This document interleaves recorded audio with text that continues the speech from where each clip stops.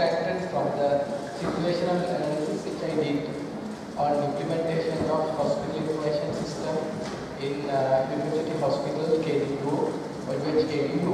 Actually, this contains 3 case studies which I have done or we have done before starting our project. So reports of collection, organizing, sharing and sorting out health information has been understood by several hundred years back, even before introduction of allopathic medical practice. Then later with the rapid development of healthcare, especially in the 90s, the healthcare professionals realized the importance of storing, analyzing and sharing whatever clinical information appropriately to enhance the clinical decision making, improving the quality of care.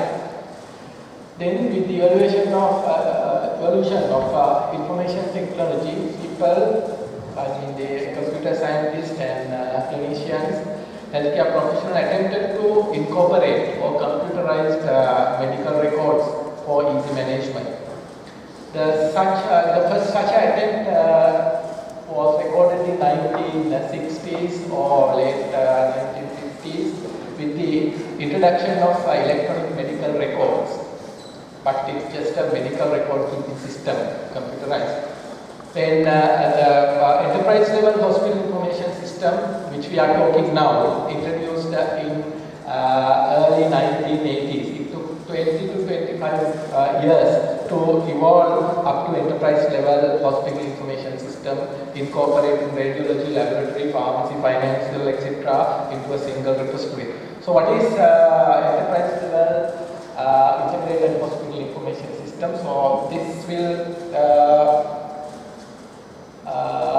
give you some idea.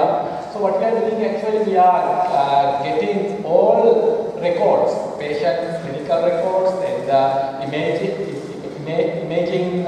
records, then the laboratory records, pharmacy, finance, then the human resource management and the administrative records, everything into a central repository where can manage easily. So what are the advantages of getting all this information into a single repository? So we can manage security in a better way. So actually that security control should come into the central portion. So in addition to that, so we can keep the privacy, confidentiality of whatever the clinical data more secure. At the same time, so the data can be utilized by various disciplines of the hospital or share data without any problem. And on the database, the clinician can run clinical decision support system to improve the quality of care. So these are the advantages. So then, as a definition, HIS important, it provides timely availability of information, improving quality of health decision making and patient safety, optimizing the healthcare expenditure. That is the most important thing. Because normally, if a hospital or any healthcare institution can implement a hospital information system in a proper way, the 20% of reduction of the expenditure, recurrent expenditure can be achieved. That is in the norm. So, implementation of HIS in developed countries is not new. It starts about 20 or 30 years back. But in Sri Lanka, it's very, very new and it is still in very primitive stage. So, as far as I know, there are 50 HIS implementations or installations there. 12 to 15 are in the government sector, rest are from private sector, but most of, almost 99% of them reached or are in HIMSS level 0 or 1. HIMSS level means the measure that we are using to grade the implementation of HIS. So only 1 or 2 has reached HIMSS level 2. Then a little bit about the implementation of HIS. So, as any information system implementation, hospital information system implementation also has two phases or two facets. One is the technical implementation that refers to hardware, software and data. And the second one, human activities or social implementation, which refers to human activities. So this diagram will give you more insight on what I am talking. So information technology, where you put in hardware, software and data, then human system or the social implementation, where end user refers to end user. Actually, this interface should be perfect to have the proper HIS implementation. So basically the social interaction between the system and the human activities is the secret of implementing HIS in the proper way. Again, when it comes to information technology part, it is easy to implement and the outcome is predictable. So we know that okay, these are the software or hardware which we have to purchase, and within this time frame we can accomplish it, and this will be the outcome. But when it comes to human or the social implementation is the problem. Always it gives, it is the failure for most of the implementation, because social implementation or the human activity implementation is influenced by various social, cultural and attitudinal variation. So when it comes to installation or the implementation, we have to manage both. Then a little bit about the implementation of HIS, global results. It's actually not impressive. Most of HIS projects have been ended up with failure, even in America or UK, then New Zealand, then Australia. Most of the implementations ended up with failure. But there are good implementations can be seen in small Europe countries. So according to the small report published by Standish Group in 2010, the success of HIS implementation is around 29%, less than 30%.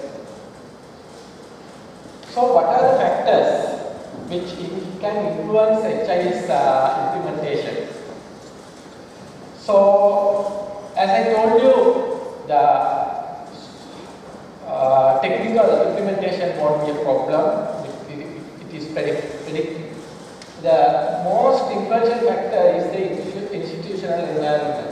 Institutional environment, the cultural belief, normative framework, regulatory system of the healthcare institute or the premises that we are going to implement the system. And actually it plays a major role in implementing HIS, Hospital Information System. In 2013, Shea et al. Nicely explained how this institutional environment can influence the HIS using institutional theory. So, healthcare institutes, as in a common institute, it's sharing in a common themes. So, has isomotic behavior, and this isomotic behavior is governed by three forces. One is magnetic, coercive, and normative, which I am not going to go into detail due to time constraints. But out of them, these three forces, coercive forces is the most influential. So that is the lesson learned by US government during their implementation of HIS. If we are going back to the history, 1996, US government started to introduce electronic medical records. But in 2005, they did the audit. They did the audit. The success rate was at that time is 17%, 17, shocking results. Then what they did, they introduced high-tech act in 2009. Actually, they enforced sort of a coercive force they pressurize institutes or the healthcare professionals to use HIS implementation, giving some incentives and penalties. So it's a sort of coercive force that government did. Then the result, 2015, the implementation rate is around 65-70. So that's why that itself indicates the coercive power or the force in implementation HIS in any healthcare system. Then these are the 10 golden rules of implementing HIS. I mean, the paper has been published by Sahama et al. And presented in Canada 2013, the latest 10 golden rules. What are they?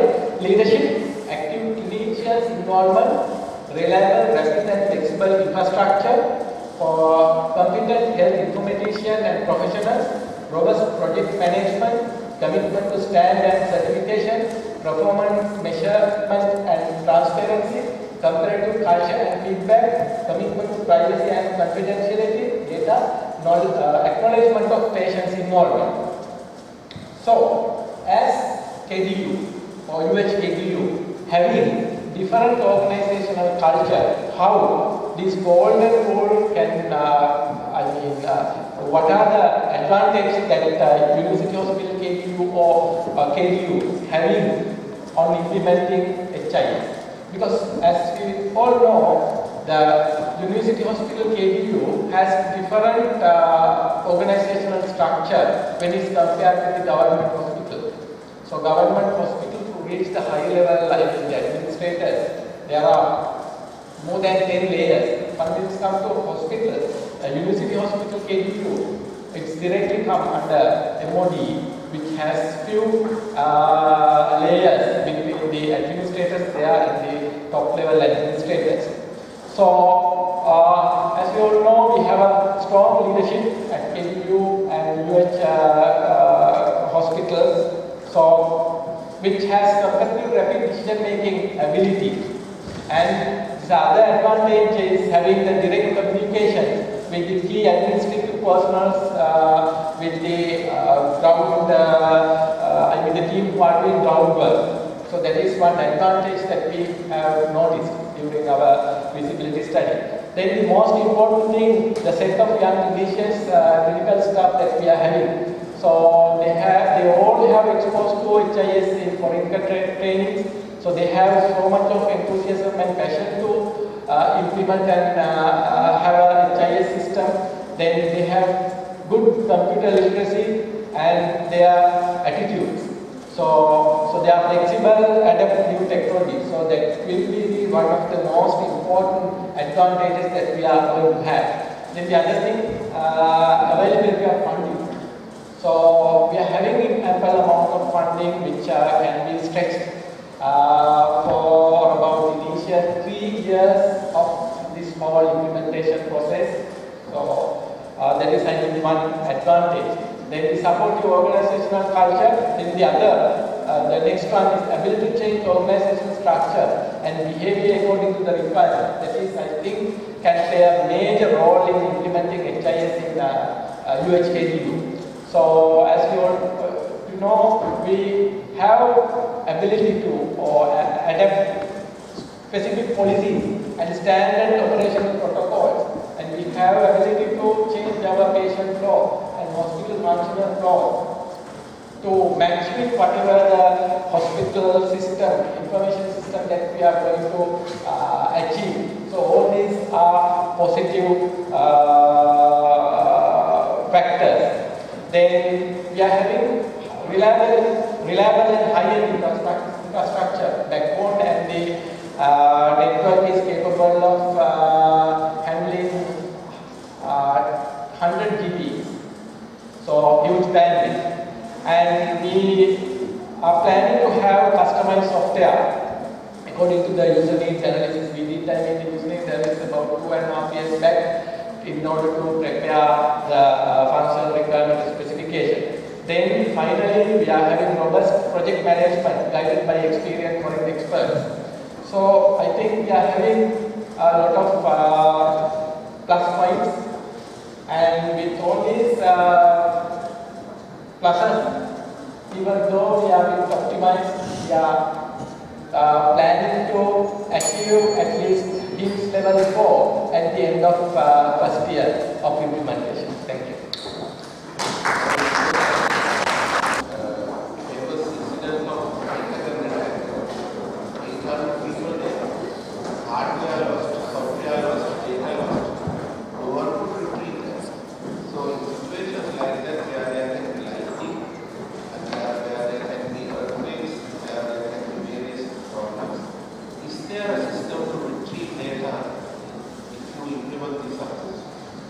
Yes, there are several methods. One, when it comes to information security, sir,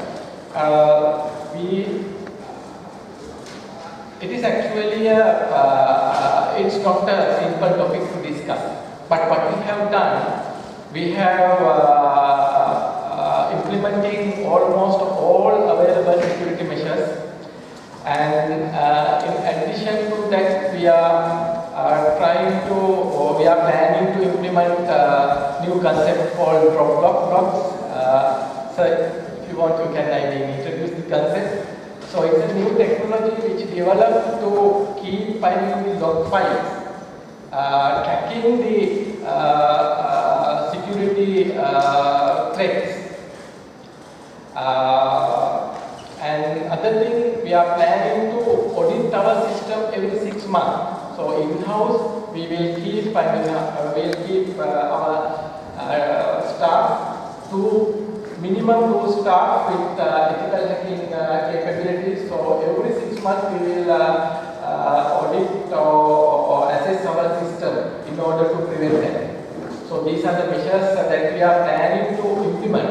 But as we all know, whatever the encryption that we are using, whatever the hardware firewall or whatever the measures that we are using, there is a threat. But only thing that we can minimize the threat.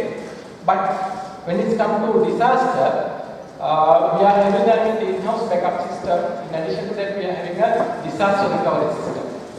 So disaster recovery system normally kept away from the main site, and these two can give some protection when it comes to such a disaster. That is a wonderful presentation. I believe this is you want to present the concept here, and I hope that we will have some results the next time we some data. Hopefully. Actually, not concepts or results of a few case studies which we have done before formulating whatever the concept for UHKDU.